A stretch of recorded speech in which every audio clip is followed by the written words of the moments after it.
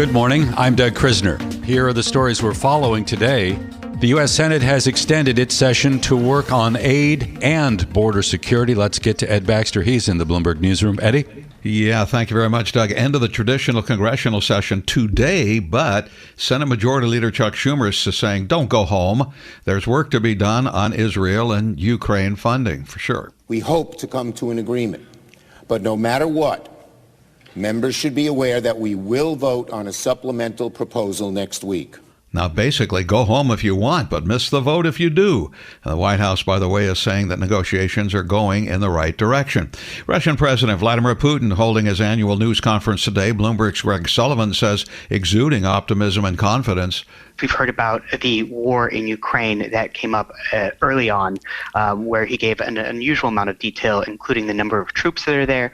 But what was significant there also was that he ruled out the need for a second mobilization, actually saying that a recruiting campaign the government is currently doing has pulled in enough troops, even saying more than they had initially planned. Yeah, Sullivan says Putin also said the economy was turning around, and of course ahead of elections there.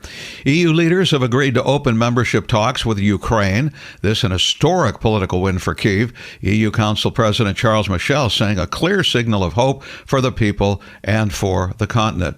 Israel reiterating today that the war with Hamas will take a long time. This as more questions are asked about limiting civilian casualties, especially by the U.S., calling it a lower intensity war. Pentagon spokesman Major General Pat Ryder says the U.S. is working very hard to get that done. We will continue to expect that Israel conducts its operations in accordance with the law of armed conflict. Yeah, and Israel's defense minister then saying that it's going to be several months or more, longer war. U.S. National Security Advisor Jake Sullivan has met today with Prime Minister Netanyahu and his war cabinet, as well as other officials. And the White House says he got a detailed briefing on Israel's war plan. Swing states are swinging away from President Biden. The Bloomberg News Morning Consult Battleground poll released today shows Donald Trump is leading in all 7 of the states that are likely to decide the election next year. Bloomberg's Rick Davis. Michigan is a classic study of a swing state that means everything to Joe Biden. Joe Biden does not win the presidency without Michigan, and yet Michigan was tied in the previous 2 polls that Bloomberg did and is behind now Trump for the first time in this series in Michigan. And Rick says a poll shows that neither party voters excited about another Biden-Trump matchup. Hong Kong police are now offering $125,000 reward for information on 5 local dissidents residing overseas. This a double down on its controversial use of bounties to chase after pro-democracy activists in the name of national security. Global news 24 hours a day and whenever you want it with Bloomberg News Now in San Francisco. I'm Ed Baxter, and this is Bloomberg. All right, Eddie B., thank you so much. Let's get to the business news flow now, and we'll begin with the Fed and that dovish pivot from yesterday. It's really been the driving force behind what was a rally in the equity market today. But today, it looked as though some signs of exhaustion began to manifest. Market technicals pointing to overbought levels, and that makes the equity market a little vulnerable here to a pullback. At the same time today, some of the big names on Wall Street, the big banks, are anticipating Fed rate cuts will happen earlier and faster in the new year. Here is Bloomberg's Ann Cates. Goldman Sachs economists see 3 25 basis point interest rate cuts next year, starting in March, and for the Fed's preferred inflation gauge to slow to just over 2%, slightly higher than the central bank's target. Barclays is now calling for 3 reductions in 2024, beginning in June, from just 1 ahead of this week's Fed meeting. And J.P. Morgan bumped its view on the start of the easing cycle to June from July, and is looking for interest rates to be trimmed 5 times next year. In Washington, Ann Cates, Bloomberg Radio. The European Central Bank kept interest rates steady today, but President Christine Lagarde said policymakers mustn't get complacent following a slump in inflation. She said there are enduring upside risks to consumer prices. And in a news conference, Lagarde was asked if a rate cut was even discussed during the last policy meeting.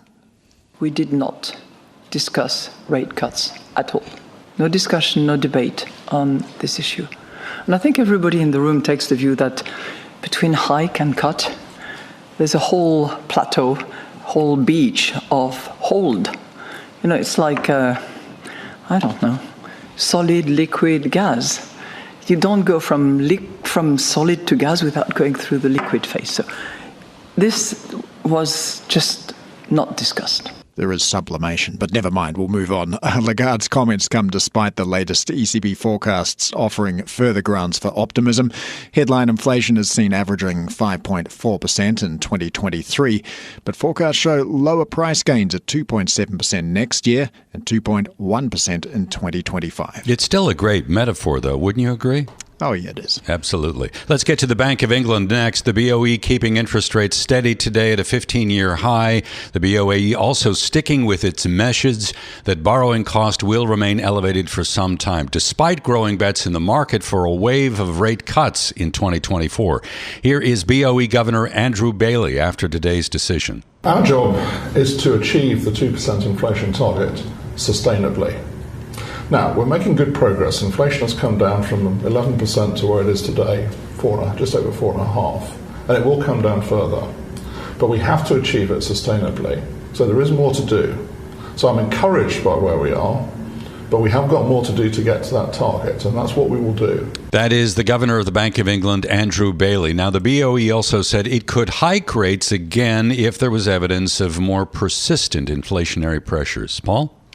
Well, we get the China activity figures for November later on today. Bloomberg's Rashad Salamat has a preview.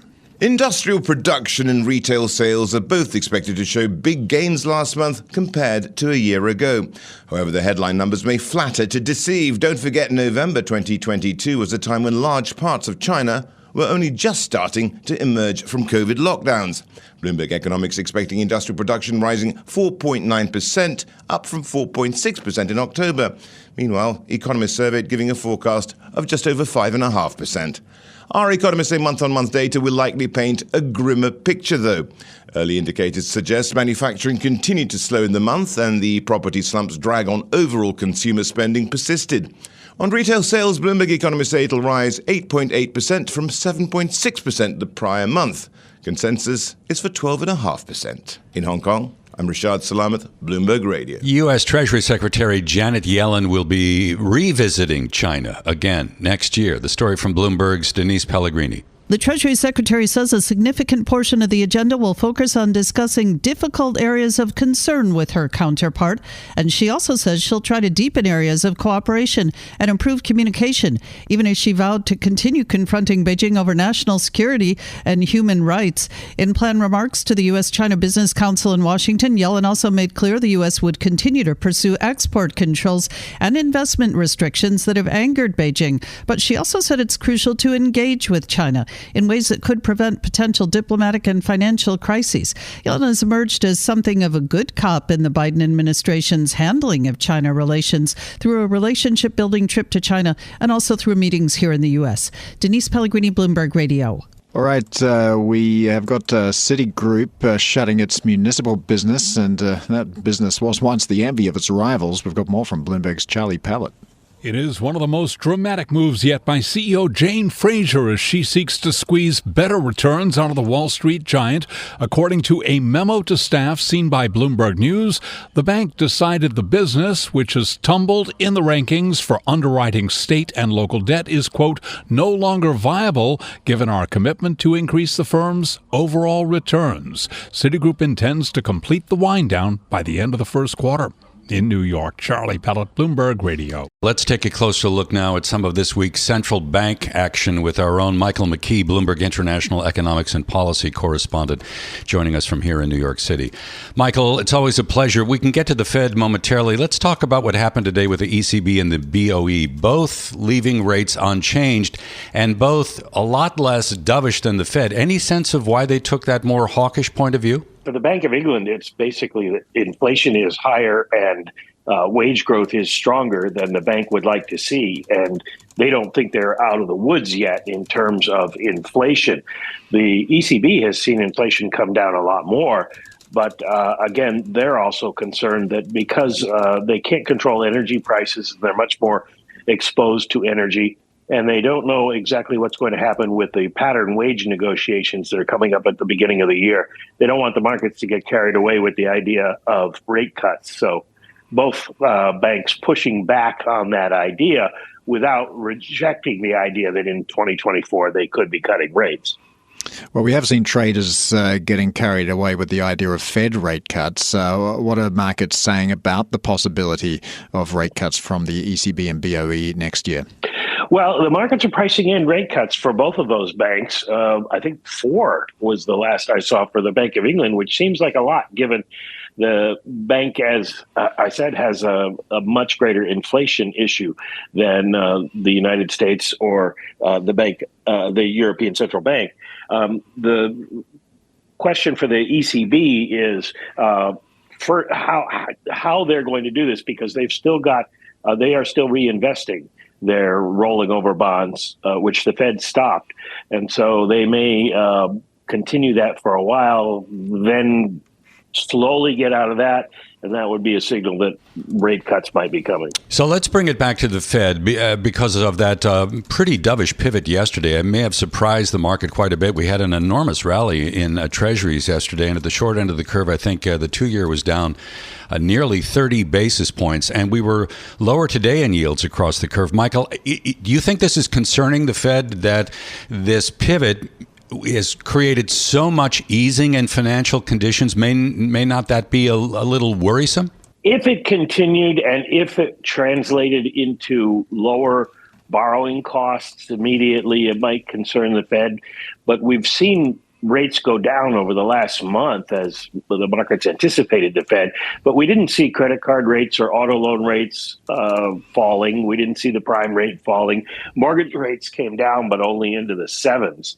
So it's not an immediate transmission mechanism. The financial conditions indexes reflect a lot of what goes on in equity markets. The fact that equity markets are buoyed is good news for consumer spending going along.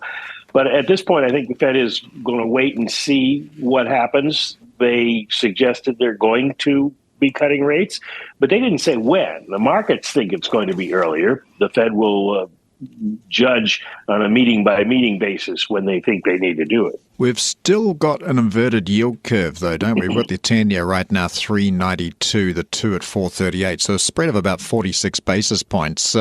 What's the expectation around this normalizing? It should continue to normalize, but the yield curve's kind of in a position of it's been signaling something that hasn't happened, because basically this is a completely different economic cycle. But the question is, where does the 10-year go? Where do the longer rates go when we don't know exactly where the Fed is going to go? The market has to reflect what they think both the Fed rate is going to be and the inflation rate, and then some sort of time discount. And at this point, nobody quite knows where the Fed ends up. We know they won't go back to 0, but do they go back to 5 or 4 or 3%?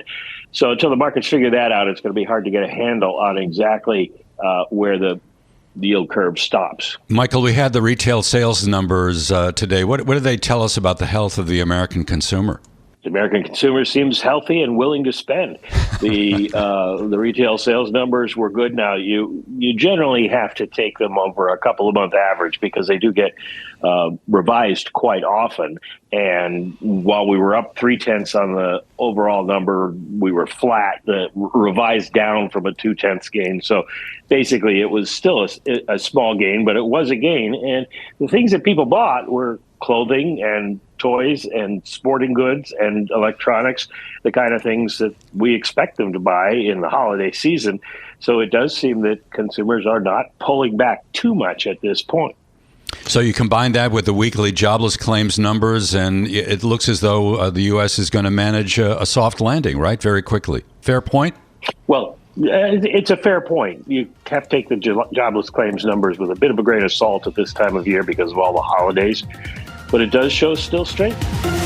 This is Bloomberg Daybreak Asia, your morning brief on the stories making news from Hong Kong to Singapore and Wall Street. Look for us on your podcast feed every day on Apple, Spotify, and anywhere else you get your podcast. You can also listen live each day on Bloomberg 1130 in New York, Bloomberg 99.1 in Washington, Bloomberg 106.1 in Boston, and Bloomberg 960 in San Francisco. Our flagship New York station is also available on your Amazon Alexa devices. Just say, Alexa, play Bloomberg 1130. Plus, listen coast to coast on the Bloomberg Business app, Sirius XM, the iHeartRadio app, and on Bloomberg.com. I'm Doug Krisner. And I'm Doug Krisner. Join us again tomorrow for all the news you need to start your day right here on Bloomberg Daybreak Asia.